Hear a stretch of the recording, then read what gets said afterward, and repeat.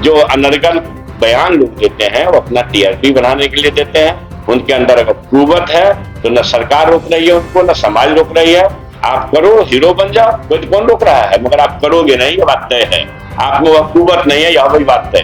आप तो कह रहे हैं कि 48 घंटे के अंदर, 3 दिन के अंदर, 3 महीना में काम करके आ जाओ ना, फिर अपनी जिम्मेवारी ले लेना।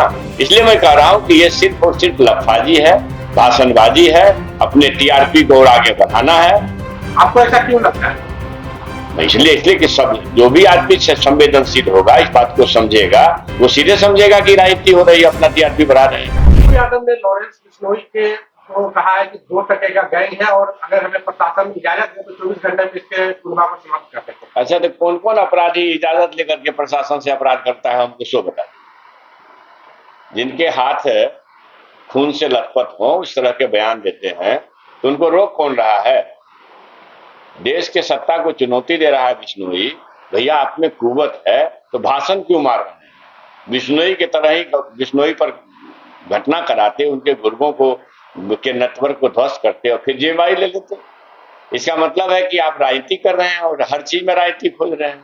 ये ठीक बात नहीं है। वो अपनी टीआरपी बढ़ाने के लिए कर रहे हैं, न तो उनको कोई रोक नहीं रहा है। और आप भी समझ रहे हैं, देश का लोग समझ रहा है कि कानून इसकी इजाजत देगा नहीं। तो जब कानून इजाजत देगा नहीं तो ये काम हमको करना ही पड़ेगा, तो मेरा भाषण तो चल जाएगा। इसलिए ये खालिश राजनीति है। इस तरह के राजनीति से बचना चाहिए और ये लफाजी के सिवा कुछ नहीं। ये भी तो एक डर है ना कि लॉरेंस बिश्नोई से सब कोई डरता है। लगभग देश के बड़े बड़े नेता इस बात को नहीं बोलना चाह रहे हैं। पप्पू यादव बोल रहे हैं तो है कि भाई उस आदमी के पास ताकत है कि हमारे भी परिवार है, हमारे परिवार के ऊपर हमला हो सकता है, लेकिन वो बोल रहे हैं तो अरे भैया, आपके पास ताकत है तो भाषण देने की क्या जरूरत है? आप काम करके आओ ना, हम यही तो कह रहे हैं। आप तो कह रहे हैं कि 48 घंटे के अंदर, 3 दिन के अंदर, 3 महीना में काम करके आ जाओ ना, फिर अपनी जिम्मेवारी ले लेना। इसलिए मैं कह रहा हूं कि ये सिर्फ और सिर्फ लफाजी है, भाषणबाजी है, अपने टीआरपी को और आगे बढ़ाना है। आपको ऐसा क्यों लगता है? इसलिए कि सब जो भी आदमी संवेदनशील होगा, इस बात को समझेगा, वो सीधे समझेगा कि राजनीति हो रही है, अपना टीआरपी बढ़ा रहे हैं। कि भाई कानून किसको इजाजत देगी खून कर देने का? सो बताइए जरा। देश की सत्ता संविधान से चलती है, किसको इजाजत देगी? क्या ये बिश्नोई को इजाजत दिया था कि आप बाबा सिद्दीकी को मार दो? भैया आप में कुवत है तो बहुत अच्छी बात है, तो कुवत दिखाइए ना, आपको कौन रोक रहा है? मगर आप देख लीजिएगा, इन लोग लफाजी के सिवा कुछ करने वाले लोग नहीं। गिरिराज सिंह की तरह लफाजी करेंगे और अलग हो जाएंगे, चुपचाप बढ़ जाएंगे। आज तक एक आंदोलन को ऐसा हो, एक आंदोलन, एक का मतलब एक, जो माननीय सांसद पप्पू यादव शुरू किए हो और हासिल करके गए हो। आप ऐसा इसलिए बोल रहे हैं कि आपके खिलाफ वो चुनाव लड़े थे, विधानसभा चुनाव? अरे भैया, मेरे खिलाफ चुनाव लड़े थे विधानसभा 2020 में। और जो पूरा राज्य में चुनाव लड़ाते हैं 150 सीट पर, उस पर भी लड़ा रहे थे।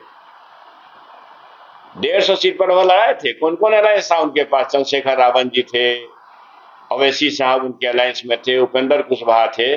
और मधेपुरा में हमारे खिलाफ लालू प्रसाद के एक सरहान सिपाही के खिलाफ वो जमानत अपनी नहीं बचा सके, तो लंबा लंबा भाषण मारे। अभी आशीर्वाद मिल गया पूर्णिया की जनता का, तो भाषण चल रहा है, न तो उनको तो पूछने वाला कोई मिलता नहीं।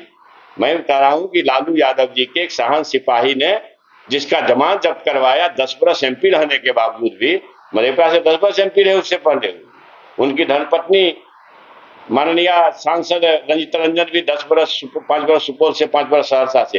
एक तरह से समझे तो बोलते कोसी कमिश्नरी पर 10 बरस तक एक छत राजनीति उनकी चलती थी, तब वो अपना जमानत नहीं बचा सके। मधेपुरा के महान मतदाताओं के मधेपुरा के महान मतदाताओं का टैक्स नहीं ले पाए। आप समझ रहे हैं कि वो कौन लोग हैं। इसलिए सीधी बात है कि एक बार नहीं, 2019 के लोकसभा में अपनी जमानत गंवाए हैं। तो जब जो 2 बार जमानत गंवाए हैं, मधेपुरा लोकसभा से, मधेपुरा विधानसभा से 2020 में, और 1995 में सिंहेश्वर विधानसभा से भी अपनी जमानत गंवाए। तो जो जमानत गंवाने वाले लोग भी हैं और अपने आप में खाली जीत की चर्चा करते हैं, तो हार की भी चर्चा करनी चाहिए ना। तो मोटे तौर पर अब मैं आपको कह रहा हूं कि इस तरह के कोई भी जो अनर्गल बयान लोग देते हैं, वो अपना टीआरपी बढ़ाने के लिए देते हैं। उनके अंदर अगर कुवत है तो न सरकार रोक रही है उनको, न समाज रोक रही है। आप करो, हीरो बन जाओ, कोई कौन रोक रहा है, मगर आप करोगे नहीं, ये बात तय है। आप में वह कुवत नहीं है, यह वही बात तय है।